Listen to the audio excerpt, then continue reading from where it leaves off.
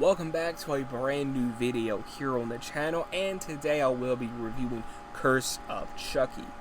After Seed of Chucky that basically killed the franchise, Curse of Chucky was a great return to form. It was just a great return to form and a great return to Chucky. Curse of Chucky, I think it's one of the best ones in the franchise. Is it one of the best of all time in the franchise? No, but it's close to being one of the best. I think Curse of Chucky, like I keep saying, sounding like a broken record, but it's just a great return to form, in my opinion, for Chucky, because it does go back to the roots of the first two. Curse of Chucky, basically you have this girl, Alice, and she finds Chucky, and she takes Chucky in, very similar to like how Andy took Chucky in. And I love the setting of Curse of Chucky. I love the setting. That sit like in this like gothic style type of house. I thought that was really cool. Brad always knocks it out of the park as Chucky. You could tell they really did take it back to the roots of the first one, because you don't really see Chucky to the final act. I love the flashbacks with Charles Lee Ray and all that. There's one detail, yes, it's just kind of like, nitpicking, but I feel like, because we know in Bride of Chucky, they told us that, hey, he had the amulet.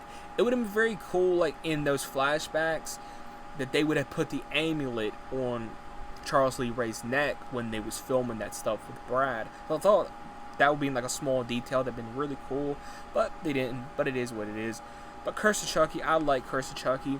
Chucky's look, I don't like the CGI look of Chucky, but I like the scarred look. Even though I like his scarred look in this, like the stitched look, the scarred look, even though I like that look in this, it's kind of off. Like, maybe, like, he still had, like, prosthetics that he needed to be taken off. Probably.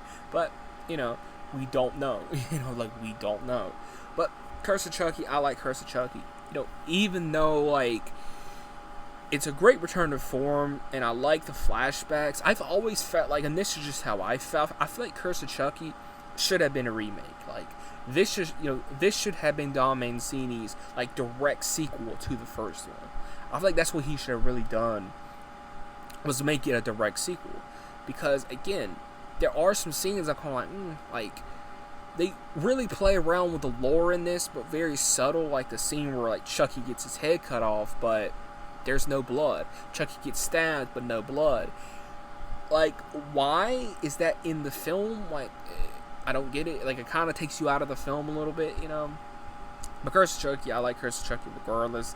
I think Chucky has some good lines in this.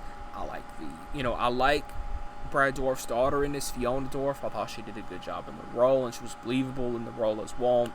I like Curse of Chucky.